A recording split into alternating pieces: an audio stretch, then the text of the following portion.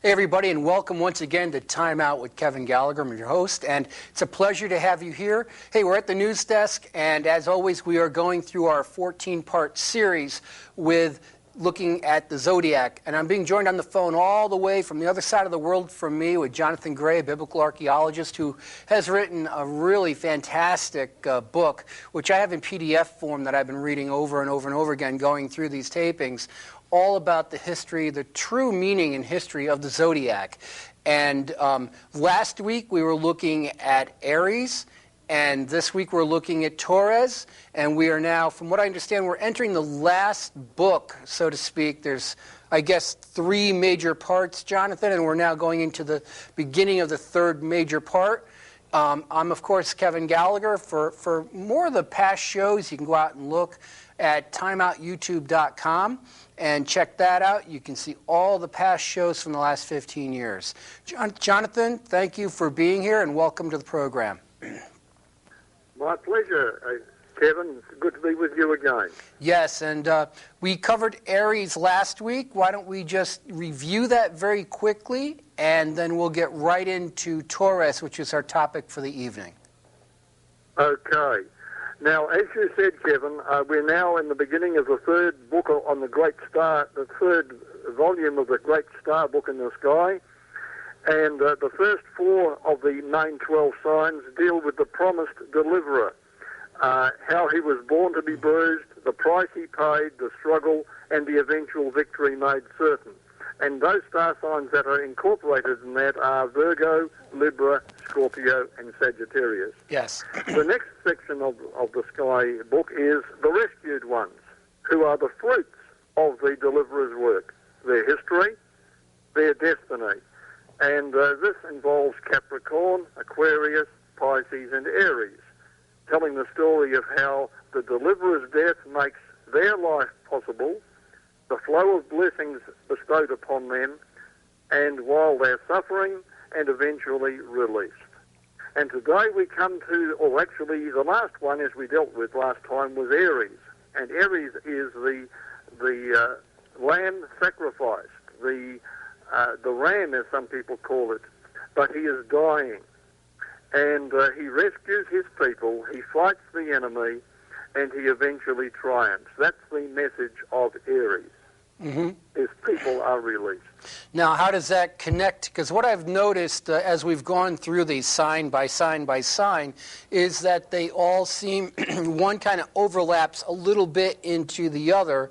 So does Aries as well as Taurus seem to, interlace or overlap into each other? And let's jump right into it. Yes, they do. In Aries, we see the deliverer dying. He is being sacrificed. He is bruised. He is wounded. He is pierced. Now, that is in order to take the punishment upon himself for what his people have done wrong, and so they can be released. Now, in Taurus, we see him returning, this time as judge. The first time he comes to suffer, that's in Aries. Mm-hmm. The second time he appears, he's returning as judge, and he's going to reign with his people. So Taurus introduces the judgment period, the consummation of the great battle that began way, way back in the beginning, and will introduce us to the united deliverance of his rescued people, united now with him. Continue. So Taurus is the invincible ruler coming, and he's represented by a bull, fierce and nimble. And he's angry. He's dashing forward with great energy, swift, impetuous, with his great sharp horns, ready to run through everything, it seems, that stands in his way. So he's invincible. This is the returning judge about to set up everything to be made equal. And the Egyptians knew him as with a name which translated means the chief who comes. Also, they called him the one who's coming to save, and the one who saves mightily. The Hebrews called him Shur, and that was from a root word which means coming and ruling.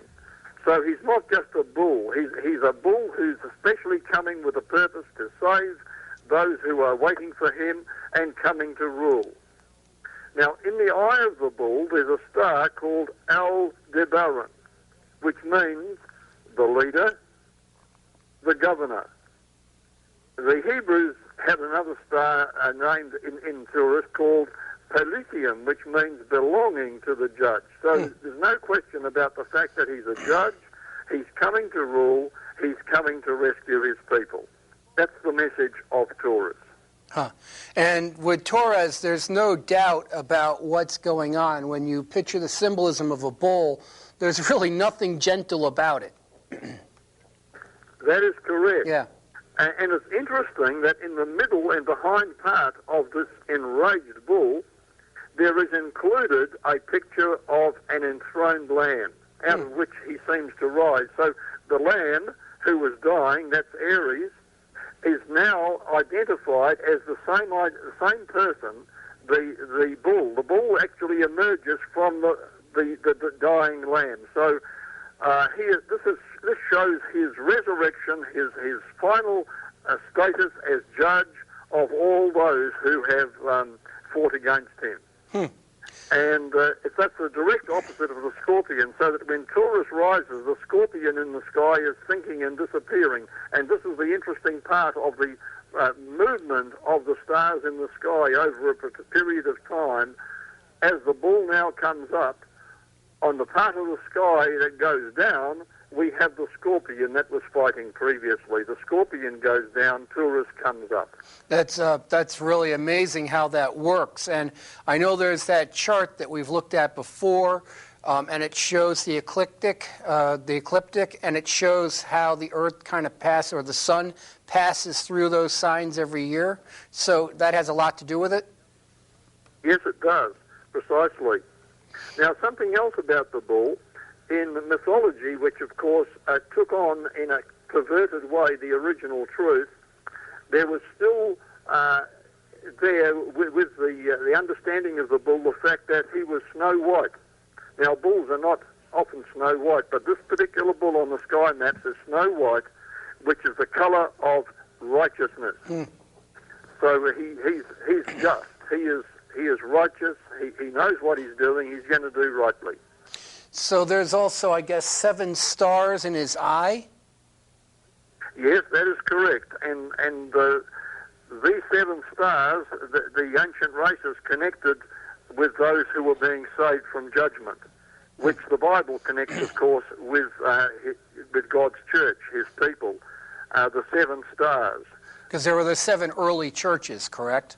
Exactly, yes. And that is on the back of the bull, high up on his shoulder. And this beautifully symbolises his people who are secure. He's carrying his people. He's supporting them while he comes in judgment to those who oppose them. That's amazing. So each one of these constellations, or the signs of the zodiac, they have the deacons or the sub-pieces. Do you want to get into those now, or do you have more that you need to add about what you're discussing right now? Well, Kevin, I'll be happy to get onto those in just a moment. There's just a little bit more I'd like to say about the bull. In the Bible, the bull was a sacrificial symbol representing the coming Saviour, the coming deliverer. The bull is also one of the 4 faces seen in Ezekiel's vision, the symbolic vision of the glory of God, right, in which he describes the faces of a man, a lion, an ox, which is a bull, and an eagle, each of them a different aspect of his character, right, symbolized individually. And toward his people, because he's emerging from Aries, the lamb, toward his people he's the lamb, but toward the antagonistic world who want to oppose him and have ignored his warnings, his appeals, his love, he now becomes the unappeasable wild bull, the outraged judge who wants to make everything right, who all the wrongs now have to be made right. Yeah, it's interesting because reading through that, I get the mental image of like the running of the bulls in Spain and seeing all the people running away from these bulls as they're charging down through the city streets. Yes, that is right, and that the charging of the bull through the city streets is interesting because the book of Isaiah, he is pictured as thrusting through everyone who is found. In other words, there's no escape from his fury.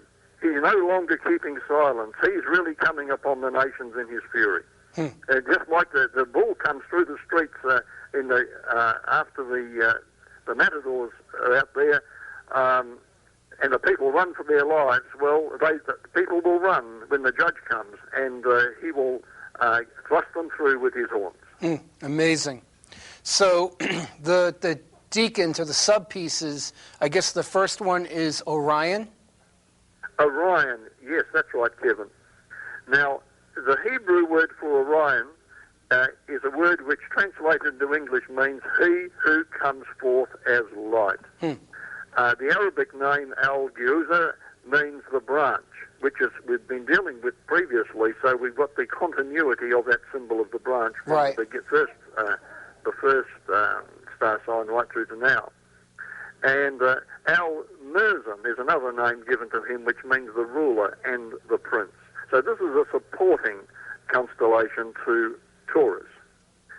Now, Orion is shown with a club in his hand. He's in the act of striking something, and his left foot is about to crush the enemy.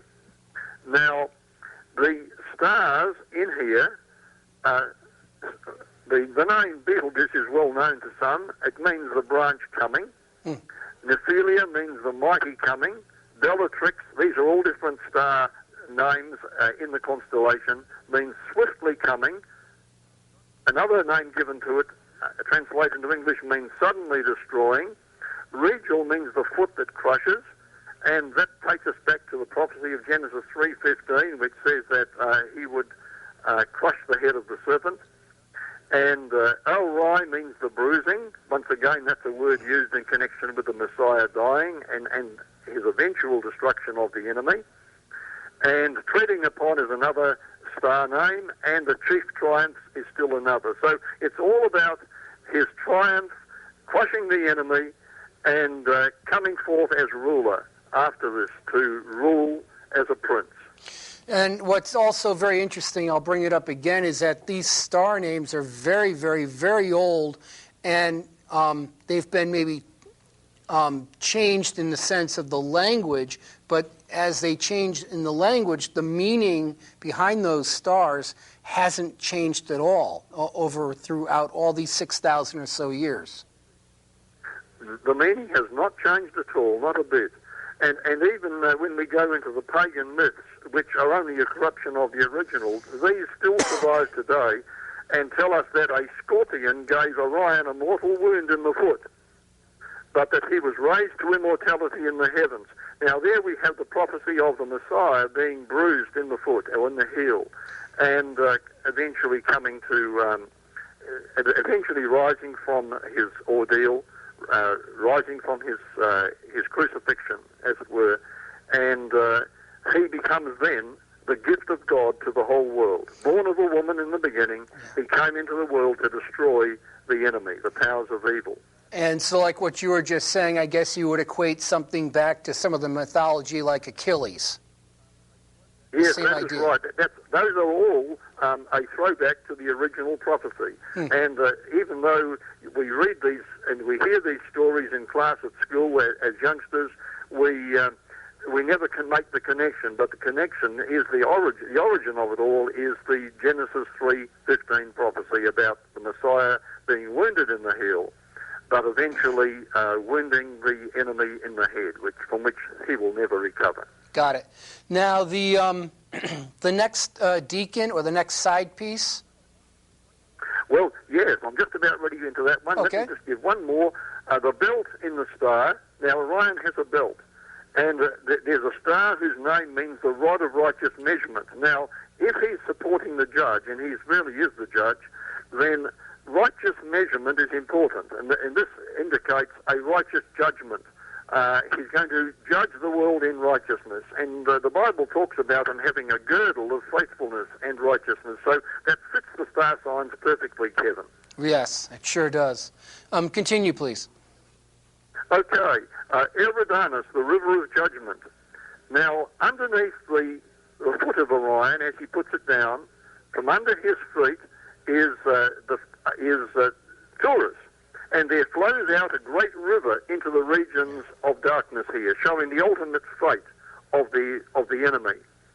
Now, Cetus, the great monster, is close by here, and he's the one who is with the river, and he is going to have the flow of judgment coming to him. That's the essence of that river of judgment. He comes down to the great enemy who has been a monster against God's people, and Orion comes to rescue them. And the river of the judge has a star in it, which means the going forth. So he's going to come forth to judge. And, of course, in the scripture, Daniel speaks of God's coming judgment as a river of fire that comes out from the judge. That's in Daniel chapter 7. So it's poured out like fire, his fury. And it's like a stream of brimstone. The elements shall melt with fervent heat, Peter says. There'll be a lake of fire and brimstone. And this is the day that judgment takes place and it's executed. Okay. Continue. That's the river of judgment. Huh. And you can continue. Now, the third side piece is Auriga. And it's beautiful that in the midst of the story of judgment and the ferociousness of the bull, we have here Auriga, who represents a shepherd protecting his flock in this day of judgment. Auriga is pictured as a mighty man. He holds one hand, he has a band. The other, he holds his little she-goat, which is represented as a sheep in some zodiacs. And this little animal is looking backward toward the action of the bull. And there are two little kids in the right hand of Auriga. In other words, what it's telling us here is that in the day of judgment, we may have fear about what's happening. We're looking back on Taurus, but he's also represented as the shepherd who protects his own people, and we have nothing to fear. Yeah. And the band in his hand is the same band we saw in the hand of the Lamb and in the hand of the enthroned Cepheus. Now, in the Egyptian zodiac, he's shown holding a scepter, just as the coming Lord does in the Bible, and the upper part of this shows the head of a lamb, and the lower part the figure of a cross.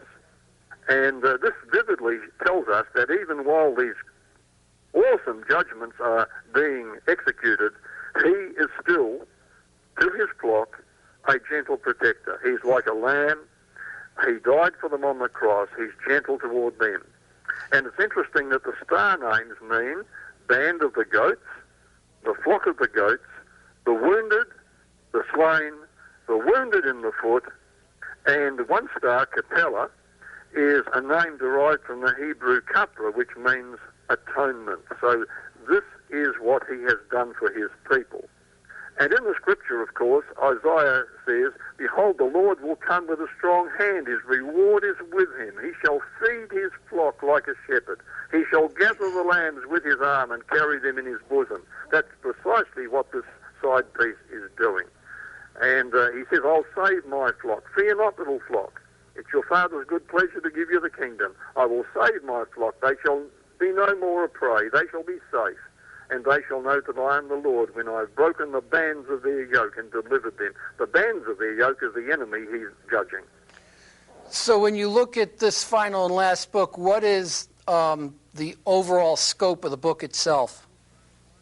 The book itself, which includes 4 star signs, Taurus, Gemini, Cancer, Leo. The overall scope is the judgment period, the end times, in which he returns as judge. His people are going to be safe. Everything they have will be safe from the conflict that's been going on, and the enemy will be defeated. That's the message. It's amazing. Now, when you started to research and do the research to put together this book, how long did it actually take you? Oh, it took me the best part of a year, I suppose, but the essence of its meaning came to me very quickly in a matter of a couple of weeks. And then I began to go deeper and deeper, and it became clear that this was no mistake.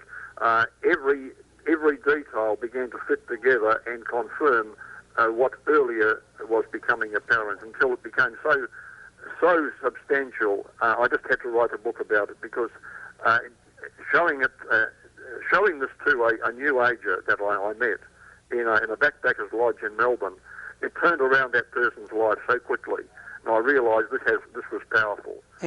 People trust in the star signs, but they don't know their origin or their true meaning, and when they do discover this, it changes their life. That's amazing. When you look at some of the actual meaning, I mean, you look at the fact that most people, when I say the zodiac, we're doing a series of shows on the zodiac, people instantly think that I'm talking about they're doing their horoscopes and everything, and nothing is further from the truth, is it? Nothing further from the truth. The word zodiac simply means a way by steps, which means it's an astronomical term, not an astrological. It has nothing to do with astrology. It has to do with astronomy, which is the study of the heavenly bodies, not fortune-telling. And it simply means a way by steps, which is the 12 steps, the 12 months through which the sun is passing in a different section of the sky, and we deal with each of those sections as the star signs of the zodiac. That's fascinating. Now, how has studying this and doing what you've been doing, how has it helped your own life, and how has it helped you in the field of work that you do, which is archaeology? Well, because I was an archaeologist to start with, this became an unexpected development in my archaeology research. I was dealing mainly with things on our planet and not things in the sky.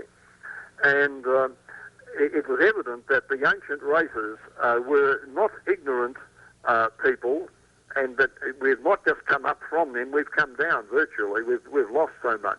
Yeah. But that the original races were very educated, they were very cultured, very intelligent, and that not only that, they had a knowledge of advanced knowledge of future history, which has since been fulfilling. And this grabbed my attention because this would unite archaeology, events of the past, with events coming down to our day.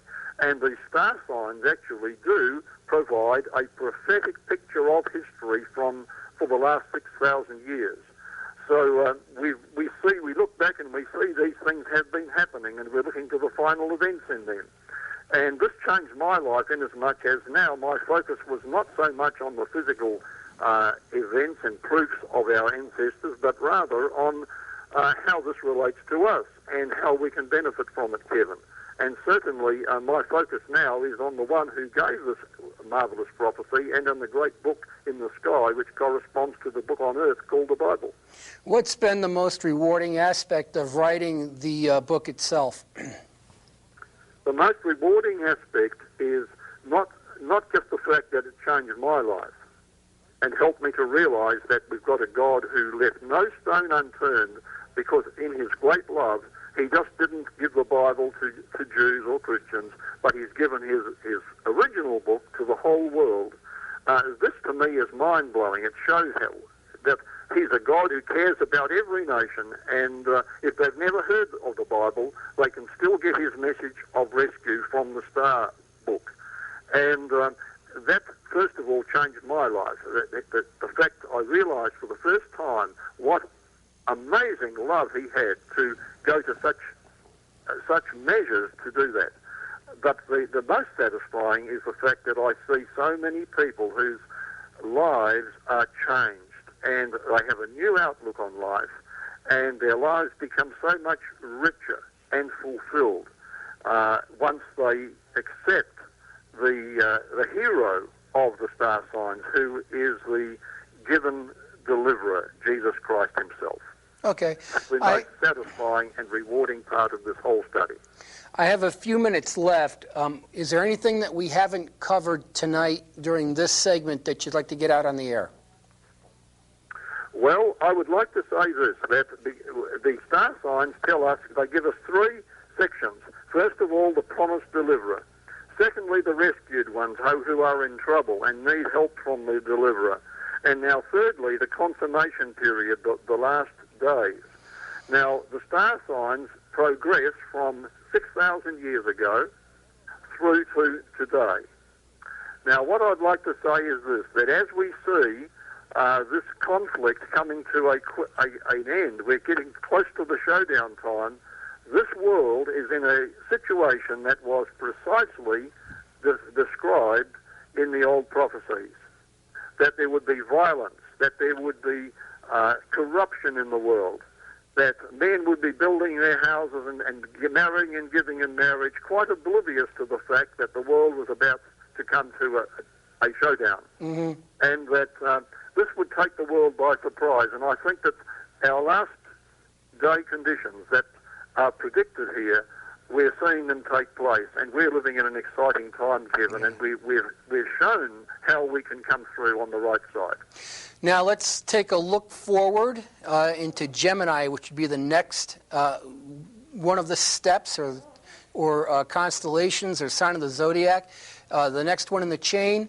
Tell us a little bit about that, what we're in for, or kind of a foreshadowing into the next segment. Okay.